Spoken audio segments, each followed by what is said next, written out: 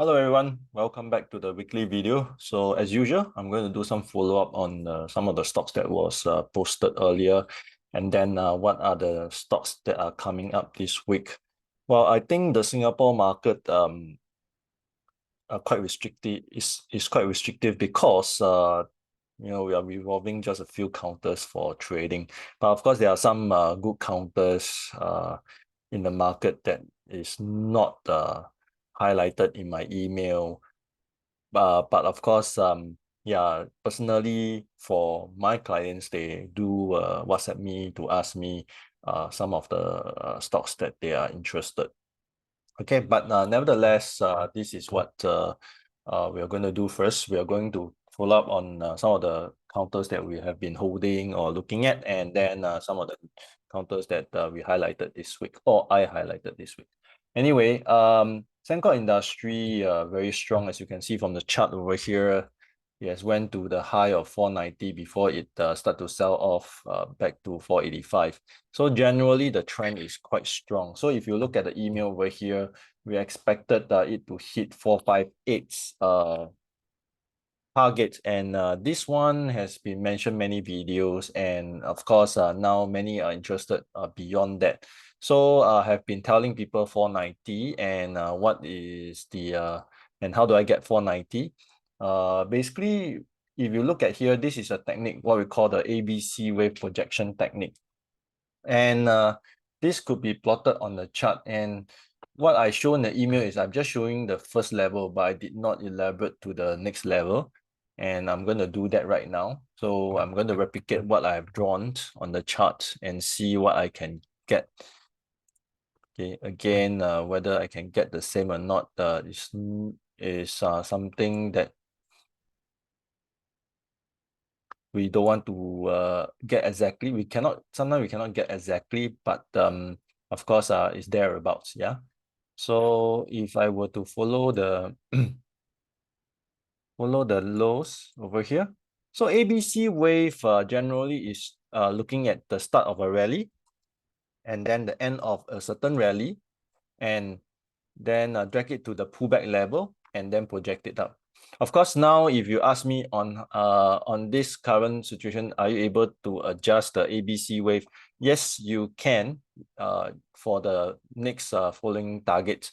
But if you were to just follow through the original target is good enough for now. So I will just use this low, right? And what I have done previously, because when I studied the chart, the low was the start of the rally. After this so-called mini sell-off, then it resumed its uptrend and then it pulled back again. So this was the projection, and you can see the level 460 here. So as I mentioned, I wouldn't be able to get back exactly, but technical analysis is thereabouts. It's always around there. Okay, so this is 460 and then this is 458, so it's close enough. Okay, so you can see the projected target is about 490, 492 over here. So 490 is thereabouts as well. And right now we are at the target there. And today we see the second doji at the top. So this could be a warning sign. But I'm not too worried about Sembcorp industry as yet, because unless it is a very big or huge one like AEM the other time. As I mentioned, it's a selling pattern earlier. So which I quoted the example over here, you can see it came down and then it came down. Now, of course, this is a huge candle and it actually gives you more bearishness compared to a smaller candle. And last week I mentioned about this inverted hammer at the support level, if you remember. And I called for the stocks to close at around 350, and the stocks did not. So I got a message from my client saying, hey, your AEM did not close. After viewing the video, AEM did not close 350. So what's next? I told her that it is not good for AEM, and therefore should watch for failure. So this is what happened after that. It announced the result and then it continued to go lower. breaking support level over here. This support level 321, and then is near to its next support at about $3. So overall, the Singapore tech weakness is quite strong, as we can see sell off from UMS and Franken as well. Okay. Then our Singapore banks are also quite weak, and I'm going to look at the banks later. The next counter I want to go through is Keppel Corp, which has been in the email. So on the Monday, 11th of May. I think 11th of May is Monday, if not wrong. Let's confirm. No, last Thursday. So last Thursday, I mentioned about Keppel Corp. So we talked about Keppel Corp here, where this is a bullish engulfing pattern and suggesting a potential rebound towards 655. So where is Keppel Corp today? Keppel Corp rebounded very close to 655, and in fact this morning touched it and then it pulled back this resistance. As you can see, the ABC wave projection target for Keppel Corp remains on the chart, and you can see 676 target. If it can break above 656, 676 will be the next target. So hopefully Keppel Corp can have a very nice breakout, especially if the volume is high. Now, when you talk about breakout, the volume is extremely important. You don't want to buy on a low volume breakout, because the low volume breakout, the tendency of failure is there, and we want a high volume breakout, like in this email we mentioned about SIA Engineering. Right, this was last Wednesday. And then on this week, 15th of May, we talk about ST Engineering.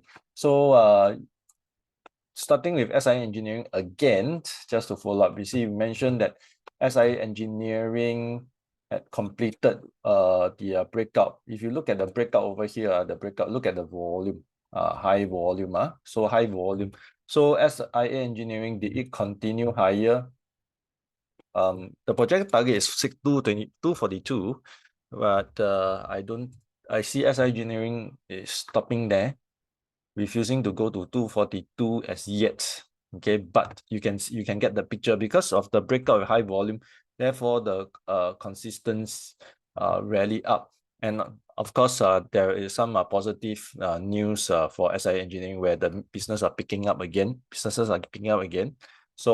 that's why it continue to go up. Right, the next counter for breakout is ST Engineering. So we can see ST Engineering on the breakout here. I mentioned that if the counter breakouts, there's a chance for it to hit 378 projected level. Okay, this is a symmetrical triangle pattern. So all patterns are looking at the breakout. So symmetrical triangle is where you get high, lower, high, low, higher, low. So this kind of patterns like SI Engineering. Okay, high, lower high, low, higher low. Then we see the stocks break up from either level, and then if the upward breakout happens, then we look for upward projection. So ST Engineering managed to break out. Look at the volume. See the volume on the breakout, extremely high. Yeah. So now is trading at 376. So therefore we are just 3 bits to our projected level. So hopefully it can break out. There is a resistance over here. So hopefully it can break out from this 376 resistance and then continue higher. I would think that if it can break out 376, 378 may hit, and then even go even higher, even towards 386 level, which was the previous support. Okay, so this was a previous major support, now turned into resistance, so about 388 level. So hopefully I can sell at 388 level next week. Well, the faster it goes, the better for me. Then next will be we talk about this the banks, Venture, SIFMET, and yesterday again highlighted ST Engineering, Keppel Corp, and Seatrum. So Keppel Corp we mentioned. Seatrum, let's go through Seatrum first before we go to the banks, the 3 banks, and of course Venture. Venture we also need to highlight. And yeah, one more counter before the banks is ComfortDelGro, which and Genting. So that is two lah, two. Okay, so we can see Seatrium here rebounding from its previous resistance support. So this was the previous resistance level. So the zone is here, so you can see Seatrium rebounding. But because yesterday we experienced a strong sell-off in the Singapore market, while the US market is still holding well. So we can see that the support remains intact at 124 and Seatrium is rebounding. So we want to see Seatrium rebound to this level, this resistance at 133, then break out to 137. That will be a good target for Seatrium. So this is a nice uptrend for it to continue, but it must go to 133 first. Then you can go to 137 to break out for the next higher high. Then we have Venture. Venture is disappointing, but nevertheless, we still need to look at how the chart performed. So it fails on this bullish harami pattern, and then it continue to go lower. So it is now at its major last line of defense, 1507. And this rebound, if it doesn't happen, then we may see more downward action, and in fact could be heavy downward action. But from the candle action, you can see long candle, short candle getting shorter. There are some hesitation in terms of selling already. So what we want to see is that if this turn out to be a hammer pattern, you can see the shadow is quite long, okay, compared to the body lah. So it's a small one, small hammer. So if it can end up as a hammer, then we want to see 1551 get tested. The best is for Venture to close at 1519 to complete the hammer pattern. Then we see 1551 next week. Next is ComfortDelGro. Talking about breakout earlier, right? You see just now I quoted you example that breakout must come with a high volume. Now, ComfortDelGro makes people happy for a bit. So you can see this upper shadow 121. There's a breakout there, but you look at the volume, it's not what we call obvious, not as stand out as the ST engineering and SI engineering. The volume is just mediocre over here.